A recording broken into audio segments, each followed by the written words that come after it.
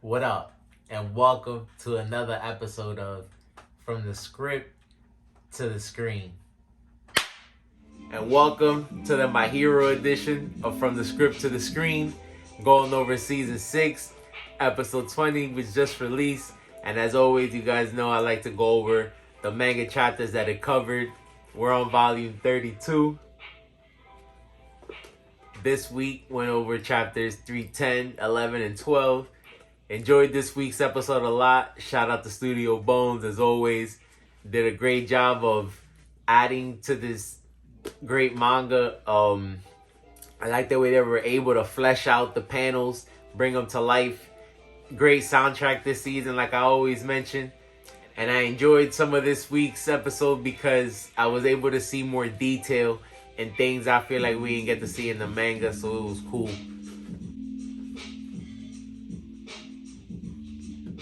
Starting off with the episode, you guys see that they showed us more examples of just how much there's no law and order right now. You see that the citizens are kind of taking it upon themselves at this point, being their own neighborhood watch, trying to keep their streets protected. You guys know that the police have a lot of things to take care of, so while we see Deku, everybody's kind of running around and trying to patch everything up, do what they can to try to bring things back to normal.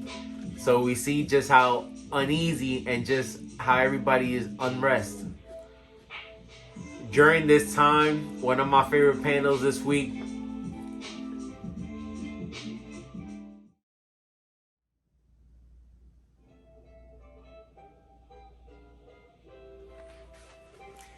we see that the other users of One For All decide to step in. They kind of see the severity of the situation and understand that Deku is kind of like the last standing hope that they have to finally defeat All For One. So we see finally that Deku will have all the quirks at his disposal, and that slowly but surely he'll be able to draw out the full power of One For All. So we should be looking forward to it. And something else that we see during this time, we know that Deku has teamed up with Endeavor, Best Genius, Hawks, and All Might.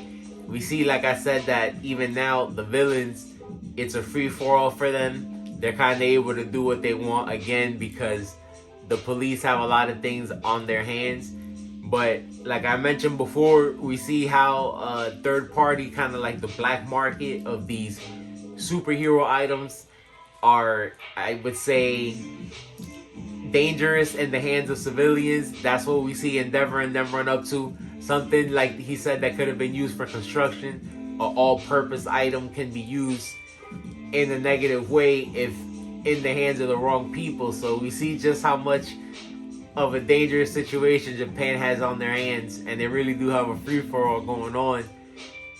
Something that the heroes have to get under control. And I think we learned something important this week during the conversation with Endeavor, Best Genius, and Hawks.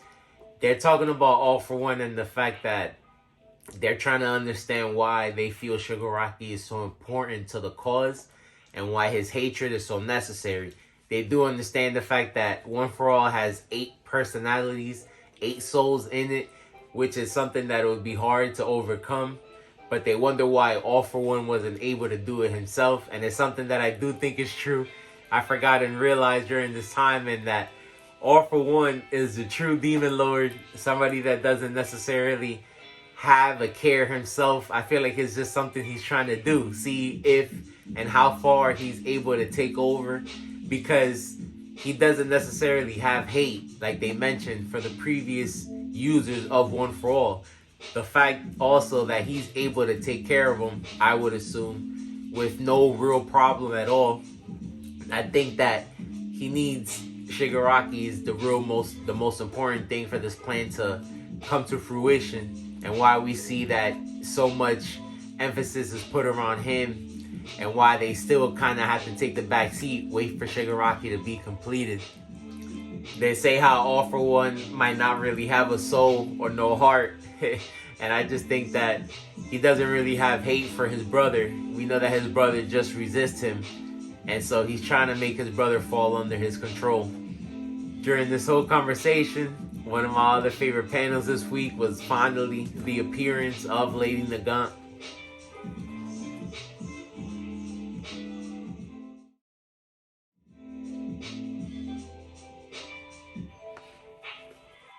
We know that she's a hired gun for One For All. She's a hired gun by All For One For All. Somebody that Hawks was familiar with. They used to work together, like he mentioned. He would say his senior colleague, but she's somebody that even Homing was jealous of because her quirk basically lets her hit anything from about 3 kilometers away. She's somewhat of a human sniper rifle. She's able to make bullets and shape them into anything that she wants from her hair, and is able to load them. Her right arm is basically a sniper rifle. And what I enjoyed seeing this week in the anime was that we see the actual process of her pulling and making the bullets from her hair and actually loading it into the palm of her hand and then shooting that way. Something that you don't necessarily see in the manga, so it was cool, like I said earlier, to see it more fleshed out in the anime. We see that they start to engage a little bit, Deku and Lady Nagant, but you see just how formidable she is, because if you remember the old movie, she's able to curve her bullets and basically able to hit Deku from wherever she wants. So Deku has a problem on his hands. During this battle, you do start to see Deku use some of the quirks, all his quirks to his advantage. So he is able to withstand Lady Nagant at this point. But we do know that he has to take care of her as quick as possible. So he decides to take the fight to her. But like we know All For One is able to do, he has given Lady Nagant a quirk. So now she really is more formidable, because with the quirk Airwalk,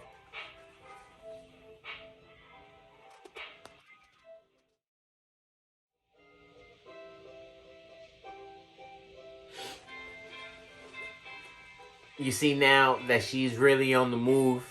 And like I said, picture something that's able to shoot at you from any range and is now not restricted by movement. We see now that she's able to, of course, walk on air, so she can shoot from low, from high, anywhere. So that's where the episode leaves us off. Next week, we'll see more of the fight. I'm looking forward to it. Let me know what you guys thought about the episode, man. And we'll see what happens next week. Peace.